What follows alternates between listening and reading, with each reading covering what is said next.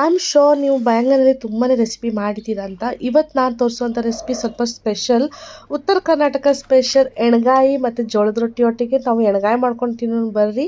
ನಾನಿಲ್ಲಿ ಡಿಫ್ರೆಂಟ್ ಸ್ಟೈಲಲ್ಲಿ ಮಾಡಿದ್ದೀನಿ. ಇದಕ್ಕೆ ಮಹಾರಾಷ್ಟ್ರ ವಾಂಗ, ಗೋವಾದಲ್ಲಿ ಬರೇಲಿ ವಾಂಗಿ ಮತ್ತು ಹಾಗೆ ನಮ್ಮ ಉತ್ತರ ಕರ್ನಾಟಕದಲ್ಲಿ ಎಣ್ಗಾಯಿ ಅಂತ ಕರೀತಾರೆ. ನಾನು ಸ್ವಲ್ಪ ಡಿಫ್ರೆಂಟ್ ಸ್ಟೈಲಲ್ಲಿ ಮಾಡಿದ್ದೀನಿ.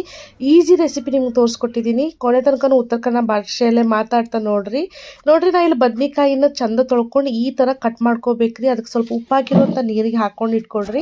ಆಮೇಲೆ ಇಲ್ಲಿ ಒಂದು ಉಳ್ಳಾಗಡ್ಡಿ ತೊಗೊಂಡೇನ್ರಿ, ಅದನ್ನು ಚಂದ ಮಾಡಿ ಕಟ್ ಮಾಡ್ಕೋಬೇಕು. ಈ ಥರ ತಿನ್ಲಿ ಸ್ಲೈಸ್ ಮಾಡ್ಕೊಳ್ರಿ. ಒಂದು ಬಣಾಲಿಗೆ ಸ್ವಲ್ಪ ಶೇಂಗಾ, ಒಣ ಕೊಬ್ಬರಿ ಮತ್ತು 2-3 ಸ್ಪೂನ್ ತಷ್ಟು ಎಳ್ಳು ಅದನ್ನು ಹಾಕ್ಕೊಂಡು ಚೆನ್ನಾಗಿ ಹುರ್ಕೊಳ್ರಿ ಬ್ರೌನ್ ಆಗೋ ತನಕ. ಮತ್ತು ಇಲ್ಲಿ 1 ಟೇಬಲ್ ಸ್ಪೂನ್ ಕೊತ್ತಂಬರಿ ಕಾಳು, ಜೀರಿಗೆ ಮತ್ತು ಸ್ವಲ್ಪ ಬಡಿಸೊಪ್ಪು ಹಾಕ್ಕೊಂಡೇನ್ರಿ, ಅದನ್ನು ಹುರ್ಕೊಳ್ರಿ. ಆಮೇಲೆ ಸ್ವಲ್ಪ ಕೊತ್ತಂಬರಿ ಸೊಪ್ಪು, ಹಾಗೆ ಹಸಿಮೆಣಸಿನಕಾಯಿ ಮತ್ತು ಬೆಳ್ಳುಳ್ಳಿ, ಶುಂಠಿ ಇದನ್ನು ಜಸ್ಟ್ ಬಾಡಿಸ್ಕೋಬೇಕ್ರಿ, ಹೆಚ್ಚು ಹುರ್ಕೋಬೇಕು ಅನ್ನೋದಿಲ್ಲರಿ.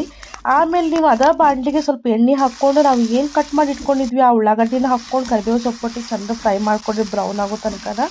ಈ ಥರ ಬ್ರೌನ್ ಆದಮೇಲೆ ತಣ್ಣಗಾಗಕ್ಕೆ ಬಿಡ್ರಿ. ಅದಕ್ಕೆ ಸ್ವಲ್ಪ ಹುಳಿ, ಒಣ ಖಾರ ಮತ್ತು ಅರ್ಶಿಣ ಪುಡಿ ಹಾಕ್ಕೊಂಡು ಅದು ಚಂದ ಮಾಡ್ಕೊಂಡು ಪೇಸ್ಟ್ ಮಾಡ್ಕೊಡ್ರಿ ನೈಸ್. ಮತ್ತೊಂದು ಬಾಣಲಿಗೆ ಸ್ವಲ್ಪ ಎಣ್ಣೆ ಜಾಸ್ತಿ ಹಾಕ್ಕೊಡ್ರಿ. ಅದಕ್ಕೆ ಸಾಸಿವೆ, ಜೀರಿಗೆ ಚಟಪಟ ಆದಮೇಲೆ ಕರಿಬೇವು ಸೊಪ್ಪು ಹಾಕ್ಕೊಳ್ರಿ. ನನ್ನ ವಾಯ್ಸ್ ಸ್ವಲ್ಪ ಚೇಂಜ್ ಆಗೈತ್ರಿ, ಇಗ್ನೋರ್ ಮಾಡಿರಿ ನನ್ನ ವಾಯ್ಸಿಗೆ.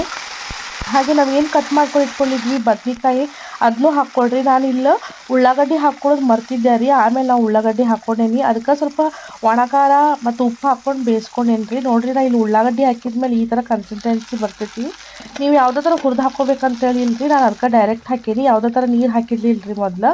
ನಾವು ಏನು ಪೇಸ್ಟ್ ಮಾಡ್ಕೊಂಡಿದ್ವಿ ಆ ಮಿಶ್ರಣ ನಾವು ಇದಕ್ಕೆ ಹಾಕ್ಕೊಂಡ್ರಿ. ಸ್ವಲ್ಪ ರುಚಿಗೆ ತಷ್ಟು ಉಪ್ಪು, ಒಂದಿಷ್ಟು ಗರಂ ಮಸಾಲ ಮತ್ತು ಬೆಲ್ಲ ಹಾಕ್ಕೊಡ್ರಿ. ರುಚಿಗೆ ಎಷ್ಟು ಬೇಕಷ್ಟು ಹಾಕ್ಕೊಂಡು ಅದನ್ನು 10-15 ನಿಮಿಷ ತನಕ ಮುಚ್ಚಿ ಮೀಡಿಯಮ್ ಫ್ಲೇಮ್ ಒಳಗೆ ಬೇಯಿಸಾಕ್ ಬಿಡ್ರಿ. ನೋಡಿರಿ, ಎಣ್ಣೆ ಎಲ್ಲ ಮ್ಯಾಲೆ ಬಂದೈತಿ, ಪರ್ಫೆಕ್ಟ್ ಆಗೈತ್ರಿ.